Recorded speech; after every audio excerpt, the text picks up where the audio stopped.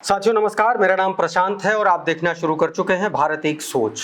साथियों, बहराइच में जिस तरीके से रविवार की शाम से लेकर के सोमवार के दोपहर के बाद तक या यूं कहें कि रात तक हिंसा का दौर चला, आगजनी का दौर चला, वो उत्तर प्रदेश की कानून व्यवस्था और उत्तर प्रदेश के लॉ एंड ऑर्डर और सरकार के लिए सबसे बड़ा सवाल बन गया है। साथियों, इस पूरे मामले को लेकर के लगातार सरकार विपक्ष के निशाने पर है। समाजवादी पार्टी लगातार लॉ एंड ऑर्डर पर सवाल उठा रही है, सरकार की मंशा पर सवाल उठा रही है।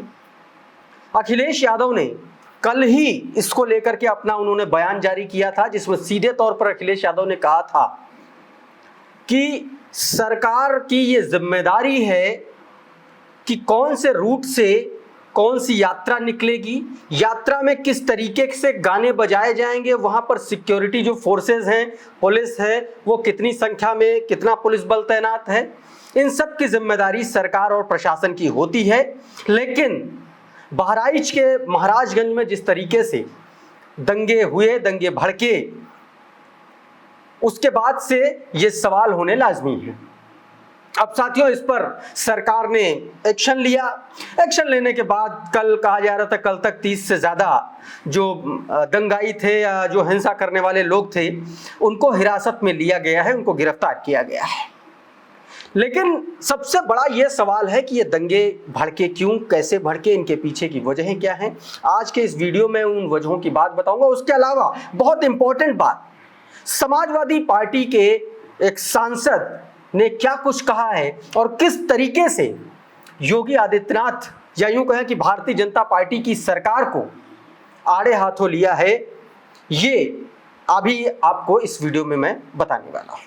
लेकिन सबसे पहले एक बार सरसरे तौर पर क्या घटना हुई, कैसे घटना हुई, ये मैं आपको बता देता हूं।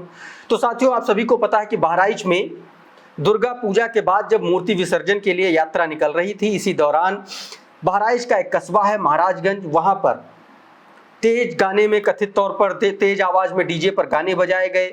उस गाने में कुछ गलत शब्दों का इस्तेमाल किया गया, ऐसा कहा जा रहा है। और उसके बाद दूसरे समुदाय के लोगों ने पत्थरबाजी की और पत्थरबाजी में मूर्तियां टूटी। तो वो लड़का जिसकी गोली मार करके हत्या कर दी गई, गोपाल मिश्रा, वो एक घर पर चढ़ गया और वहां से एक झंडा उतारा और वहां पर भगवा झंडा फहरा दिया, जय श्री राम के नारे। भीड़ नीचे से उसको उकसा रही थी।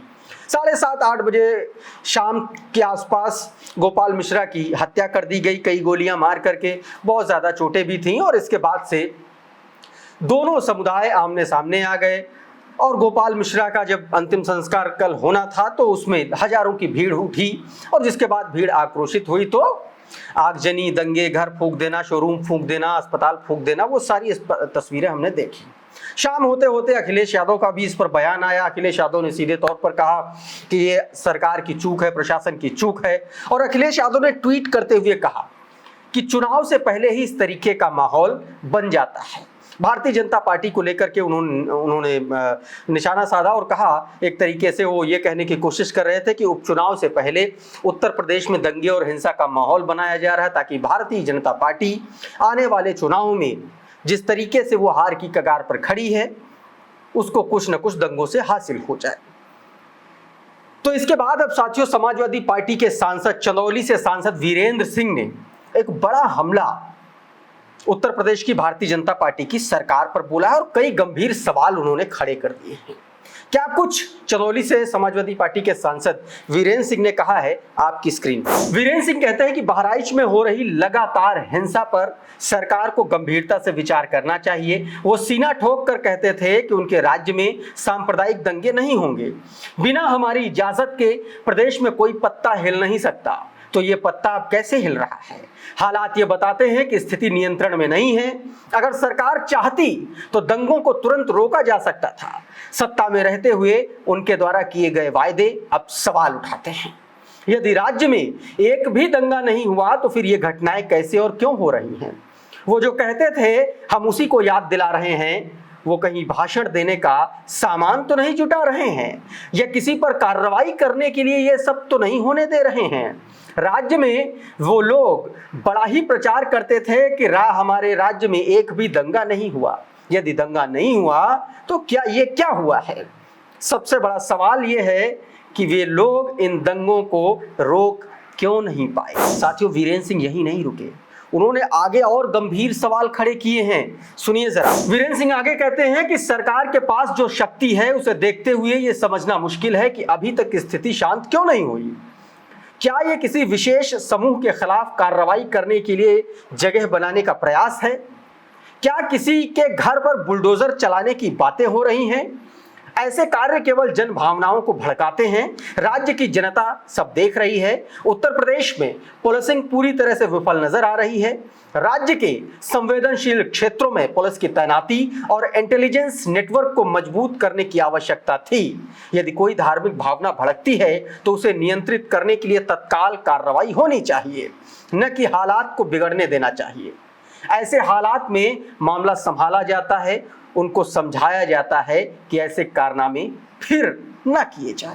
वीरेंद्र सिंह ने साथियों बहुत महीन तरीके से कई गंभीर सवाल खड़े कर दिए। उन्होंने कहा कि अगर आपके पास पूरी शासन है, पूरी व्यवस्था है, सब पुलिसिंग है, तो फिर आपने उसका इस्तेमाल क्यों नहीं किया? उसके पीछे क्या कारण है? उन्होंने सवाल उठाया कि क्या कहीं विशेष समुदाय के घरों पर बुलडोजर चलाने की तैयारी तो नहीं है? क्या किसी के खिलाफ माहौल बना करके चुनाव जीतने की तैयारी तो नहीं चल रही है? क्या चुनाव की वजह से बहराइच में इतना बड़ा दंगा, इतनी बड़ी हिंसा होने दी गई? और यही सवाल साथियों अखिलेश यादव ने अपने ट्वीट में भी उठाए थे।